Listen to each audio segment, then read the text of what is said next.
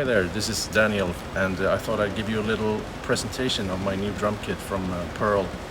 It's a Pearl Masterworks kit that I've been using for about a year now. The sizes are 6, 8, 10.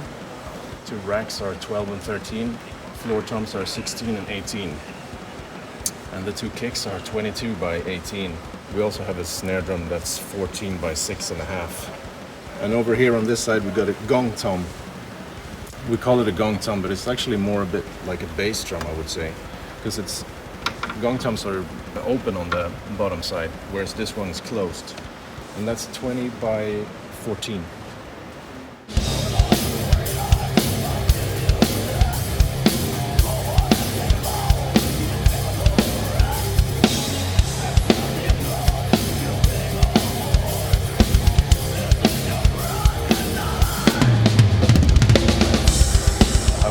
Playing with a setup consisting of 24-inch kick drums, which means that, you know, everything you put on top of it is going to be a bit higher.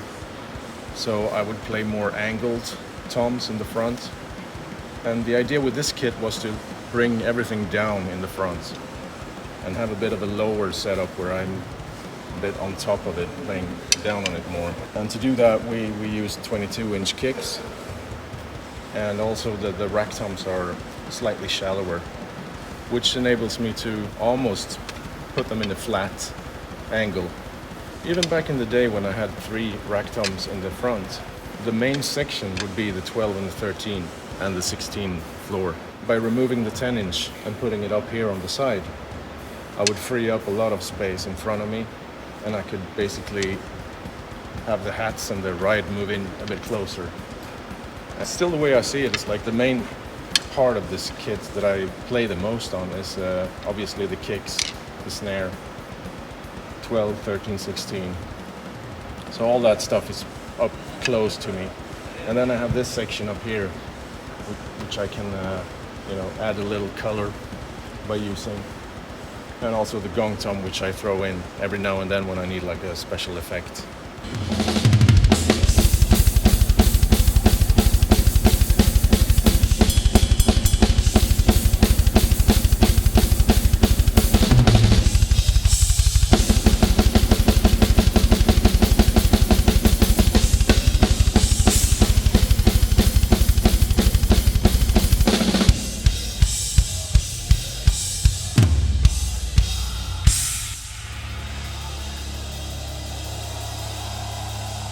It started out with an idea of creating a kit that looks traditional in one way, old school, with all the straight stands on the sides that you will see. When you see it from the front, you will see that the front section is open. It's not covered by a rack piece or any piece of hardware.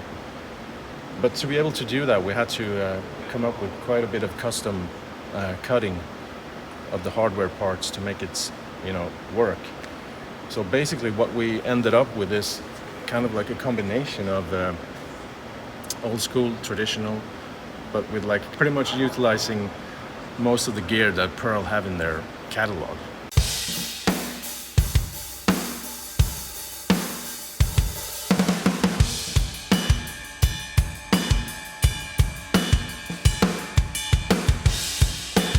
It took quite a bit of work, which I wouldn't have been able to do alone, obviously.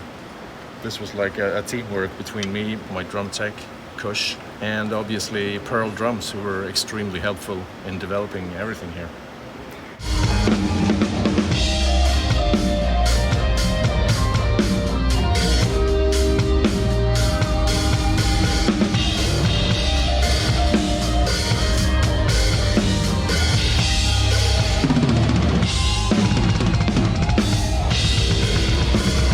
So yeah, the thing about Pearl Masterworks, as you might know, is that you're able to design and customize almost everything in terms of materials and sizes and things like that. But on this kit, we chose to go for the same approach they use for the reference Pure, which means basically the size of the drums, it dictates what kind of material is used, what the shell composition is. So for example, from an 8-inch tom, you would like to get a different type of sound that you would get from, for example, an 18-inch floor tom, where you would like to have more low end. And they use a different shell composition, and also bearing edges are slightly different. I chose to go for that, and also we customized the inside ply or plies. They're all made of mahogany on all the drums except for the snare, I would say.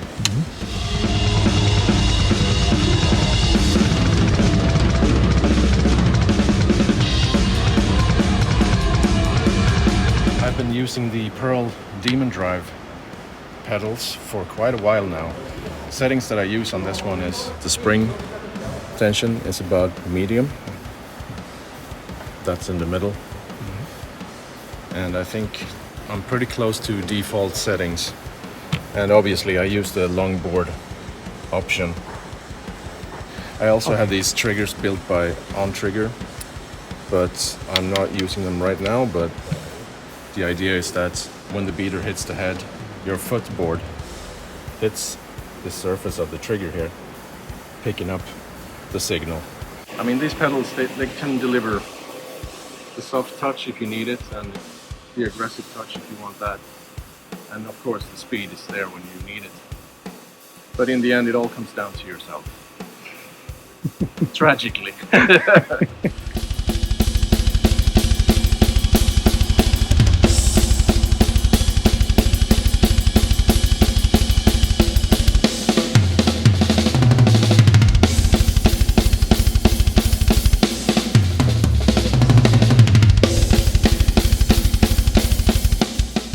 Playing these Sabian cymbals for quite a while, and when it comes to the crashes, I prefer thinner type of crashes, which allows them to open up more quickly when I play them, and you don't have to hit them that hard to make them open up. In my opinion, they also don't break as often actually when they're thinner.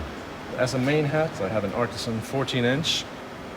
And on my right side, I have a 15-inch Artisan hat. The Power Bell Ride 22-inch HH, cuts through anything, even the guitars of Arch Enemy. Chinas, I have 3 Chinas, a 14-inch Evolution over here. The classic by now, I think, the Holy China 19.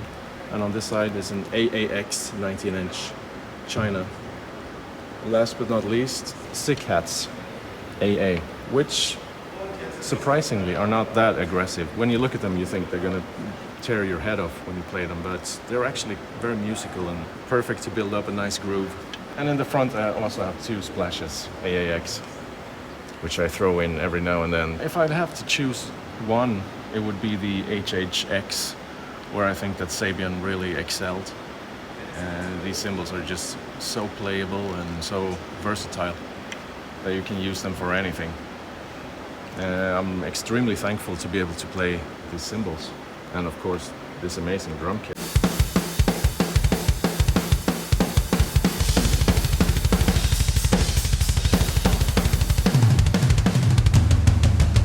I play Remo, and I've been doing that for a while. Mainly I used clear heads on my toms.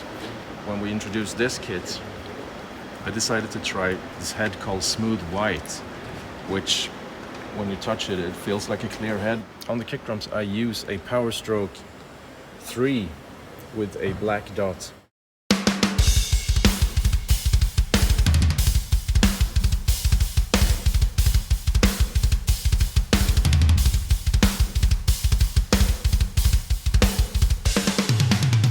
When it comes to drumsticks, I've recently come up with a new signature model that's made by Vincent drumsticks from Sweden, and it has my name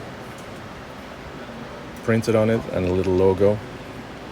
Also has a logo on the butt end, which is cool when you put them all down in your stick bag. I recommend trying it out.